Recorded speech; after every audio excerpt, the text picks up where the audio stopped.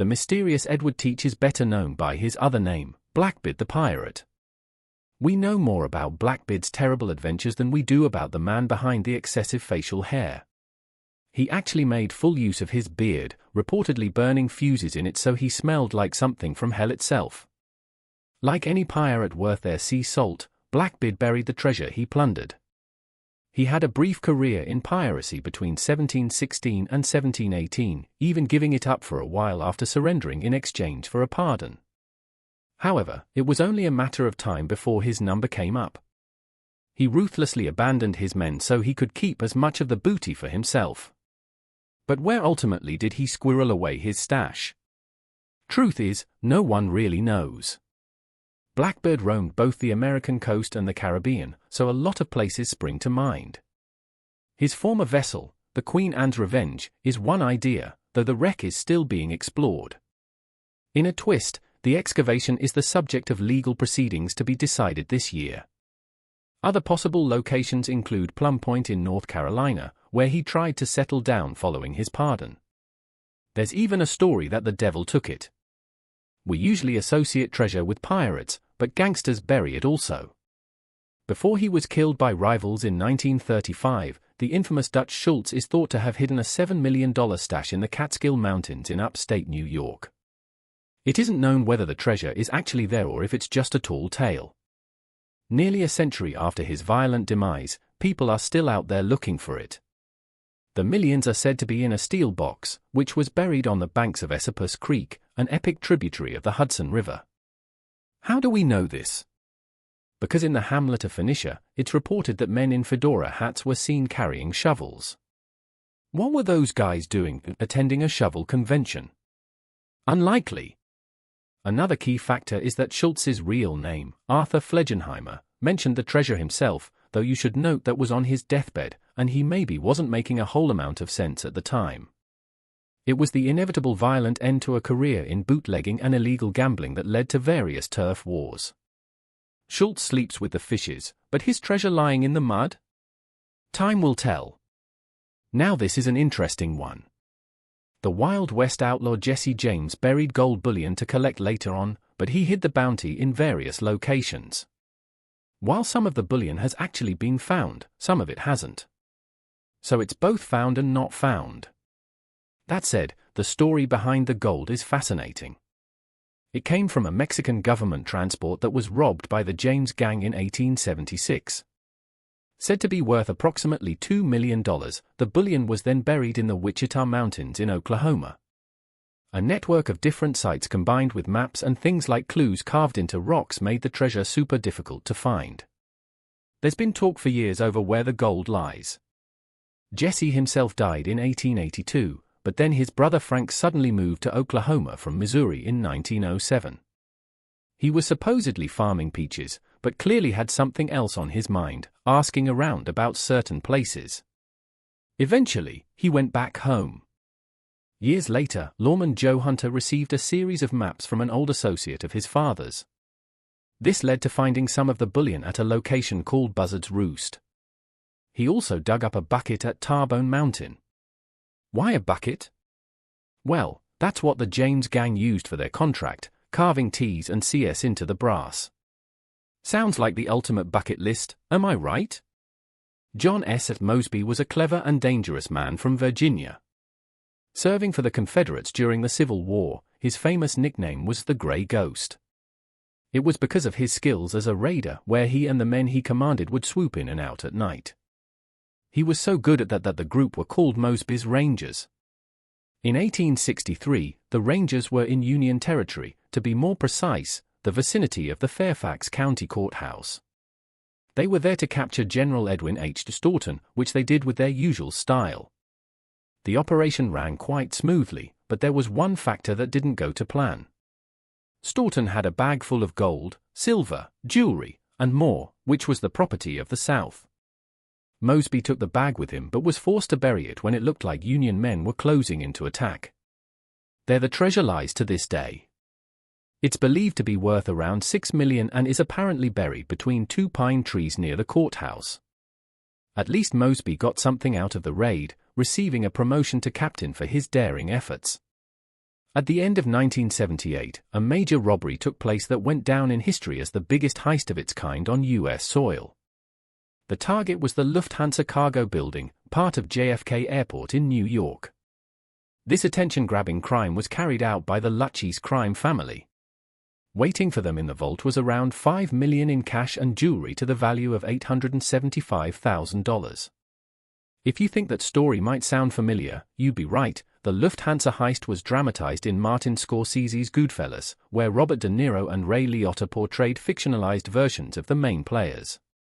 De Niro's James Conway, inspired by Jimmy the Gent Burke, chillingly plotted to whack the thieves so he could keep most of the money for himself, not dissimilar to the behavior of Blackbeard. After this, the loot was hidden and no one really knows what happened to it or where it is. The FBI spent decades tailing mob captain Vincent Acero, thought to be heavily involved in the heist. And while they got him into court a few years back, they couldn't make anything stick. This unique case of American treasure may never be cracked. Millionaire author and art collector Forrest Fenn was diagnosed with cancer and vowed to hide a treasure chest containing some of his most valuable possessions sometime before he died. In 2010, he buried an antique lockbox full of goodies somewhere in the Rocky Mountains north of Santa Fe, New Mexico. The treasure is rumored to be worth around $3 million, but nobody knows what its contents truly consist of. It's said to contain an assortment of jewels, rare objects, and many gold items including coins, nuggets, ornaments, and jewelry. Fenn hoped that its discovery would bring excitement and fun to people, and that the search would inspire them to enjoy and explore nature. He wrote a memoir called The Thrill of the Chase, and a 24-line poem meant to lead treasure seekers to its location. He says the poem holds 9 clues that will lead people to the treasure. As of this year, around 350,000 people have searched, but nobody's found it yet. In June of 2019, the Gallatin County Sheriff's Office in Montana reminded the public to use extreme caution when looking for the treasure. Several people have died on their quest, several have been rescued from near death, and others have had run-ins with law enforcement. Sheriffs have asked Fenn to please call off the hunt, since they spend hundreds of volunteer hours rescuing people looking for the treasure. But while Fenn is sorry for those people, he says practically all of the correspondence he gets is from people wanting it to continue. Fenn briefly considered calling off the search after treasure hunter Paris Wallace's death in 2017, but he ultimately decided not to. Northwest Arkansas has a cave called the Old Spanish Treasure Cave. This rocky region is part of the Ozark Mountains that cover several states. The springs are located along the Missouri-Arkansas border, and according to legend, Spanish conquistadors buried a plundered fortune there. When the conquistadors, or conquerors, rocked up on American shores, they wasted no time taking stuff that didn't belong to them. The Aztecs, Mayans, and Native Americans were all subject to violence and theft. It didn't end well for the unwanted Spanish visitors, who were pursued and almost wiped out around 300 years ago. The treasure was buried in an old cave before the owners could get their hands on it. Those who survived left clues for those wanting to find the ill-gotten goodies later, stuff like carvings and, of course, maps. This area is known for its stories about fabulous treasures such as gold and silver mines. Another person thought to have buried treasure here was none other than Jesse James. Bits and pieces have been found, but so far nothing to suggest the presence of a mighty hoard. Palomano Point is found off the Big Island, aka Hawaii, and is reckoned to hold many secret treasures beneath the waves. For starters, there's plunder aplenty courtesy of 16th-century pirate Captain Thomas Cavendish. That name sounds pretty swanky for a pirate, and it was. Cavendish was a wealthy Englishman who did that kind of thing for a laugh, it sounds. Like many a pirate, he didn't play by the rules. He left to raid Spanish ships during England's war with the Armada. Cavendish set sail with 3 ships under his command and ruthlessly sank one so he could concentrate his plundering efforts with the other 2. He was a big fan of Sir Francis Drake, and went on to beat Drake's circumnavigation of the globe record by a whole 9 months. He was called the Navigator because of his planet-circling prowess and received knighthood from Elizabeth I. It's rumored a fortune of Cavendish worth in excess of $5 million is under the water there. How did it get there? Well, Palomano Point is believed to have played host to shipwrecks, some of which predate the arrival of Captain Cook and the influence of Europeans on Hawaii. Experts dispute this, but nevertheless, treasure hunters are determined to bag that booty. It's known that the Shawnee Indians used silver to make stuff like amulets. But where did they get this silver from hundreds of years ago? Was there a hoard of silver treasure somewhere, or were the Shawnee more industrious? Various stories claim they were mining their own metal and using furnaces to smelt it down. Proving this idea, and indeed finding evidence, is a tricky business for a couple of reasons. When prisoners were taken, such as the explorer Daniel Boone, they were reportedly set to work in these mines, thought to be located in Ohio. The location was top secret, and captives had to wear a blindfold so no one quite knew where they were. On their release, all they could say was that they were near a village called Chillicothe. Trouble is, there's more than one Chillicothe. Other silver mines were talked about in Kentucky by English sailor John Swift. He got his hands on the precious silver but then fell foul of the political situation back in England. Swift was imprisoned and sadly lost most of his sight behind bars. Journals were written and maps were drawn up, however, without his eyes to guide him, the facts couldn't be established. How frustrating. When talented gaming exec Ted Binion died in 1998 at the relatively young age of 55, the story made headlines. Binion's father, Benny, was well known on the Las Vegas casino circuit, and Ted appeared to live the life of a movie character, taking drugs and getting in with gangsters and politicians. His demise was pretty dramatic, and what's more, it points to some buried treasure. Initially, it looked like Binion committed suicide, but then girlfriend Sandy Murphy and Rick Tabish were put on trial accused of murder. It was believed they wanted to get a hold of Binion's multi-million-dollar silver collection, which was located in an underground vault in the Nevada town of Pahrump. Murphy and Tabish were sent down, but the decision was later overturned. They were then convicted over trying to steal the fortune.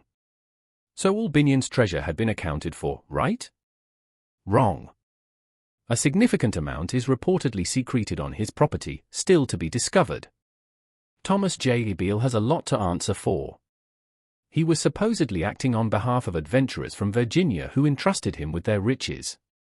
Beale hid the treasures for them in Bedford County. Who were these adventurers? No one knows. Where in the county did he hide the loot? No one knows. But it is known what the treasure looks like. How come? It's all thanks to Beale's ciphers. He drew up 3 encrypted documents in the 1820s explaining everything, but so far only one has been cracked. This relates to what the treasure looks like once you get your hands on it. It comprises nearly 3,000 pounds of gold, just over 5,000 pounds of silver, and assorted jewels, with a collected value of around $40 million. It's buried in a vault 6 feet underground. Beale himself vanished from the scene, leaving his ciphers to tantalize and baffle the world. He certainly set a challenge for the ages. To this day, the documents are still being pored over, with people none the wiser as to what he had in mind. On top of that, some believe the whole deal is a hoax. Still, it's got to be worth a try. Thanks for watching. To learn about other treasures, be sure to check out our videos on extremely valuable treasures no one can find. Which treasure do you wish you could find? Let us know in the comments below, and be sure to subscribe. We'll see you soon. Thanks for watching this episode. Did you like the video? Tell us what you think in the comments below, and be sure to like, follow, and subscribe.